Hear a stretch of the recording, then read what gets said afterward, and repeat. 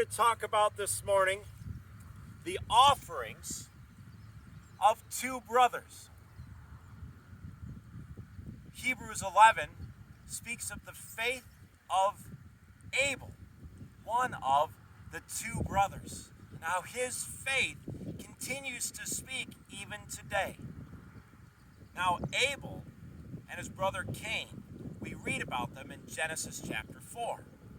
Cain was a farmer. He grew crops. Abel was a shepherd. He took care of the animals. So when it came time for both of them to offer up some sort of sacrifice, an act of appreciation to the Lord their God, their Creator, each of them took from the very aspect of their work. It would make sense that Cain would offer up some of the grain of his fields and that Abel would sacrifice an animal from his flocks. And yet one of them, Cain's, was looked down upon, and Abel's was considered good. How do we understand that? Well, for one, Abel's was from the first fruit, the fattened calf, a healthy animal, whatever it was. God created this world. God provided this flock. I'm going to give the best that I have back to God. Versus Cain, it says, took some of the crop. Now that's part of it. But again, it shouldn't matter if it was an animal or a grain. What we can do is we can look at a verse like Proverbs 15, verse 8, to help us understand this. It says this: "The Lord detests the way of the wicked, but loves those who pursue righteousness."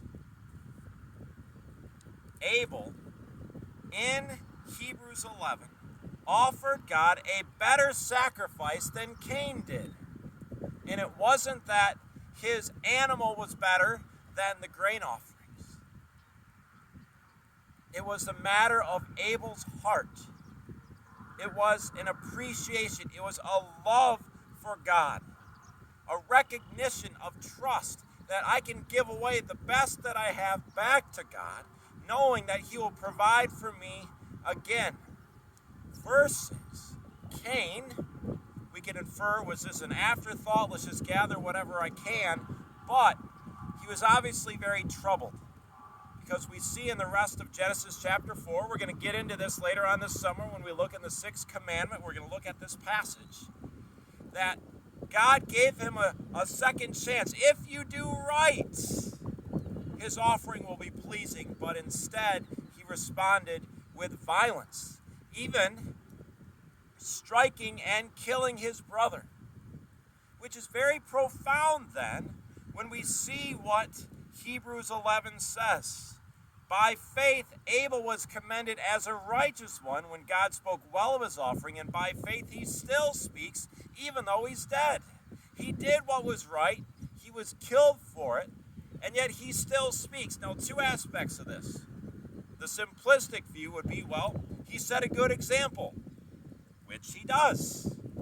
We all, out of trust and love for God, should take whatever the work of our hands is and give it back to Him in appreciation, trusting that He's going to provide. That could be the song of my heart, the work of my hands, the profit of a sale, the crop, the Lord willing, that's going to grow here. Yes. But a bigger thing is, how does Abel still speak when he's killed? Well, isn't it because he's in the presence of the living God? Those who seek God, whether they live or die, those who die with Christ and are raised with Christ, they're in the presence of the living God. By faith, Abel still speaks and encourages us on. No matter what our circumstances, and in the case of his brother Cain, no matter how people respond to our seeking of God and His righteousness and His kingdom, it is always good to walk by faith. Final thought as I stand here, as I walk away, good reminder. Let's pray for our farmers and pray to the Lord to provide a bountiful harvest this fall.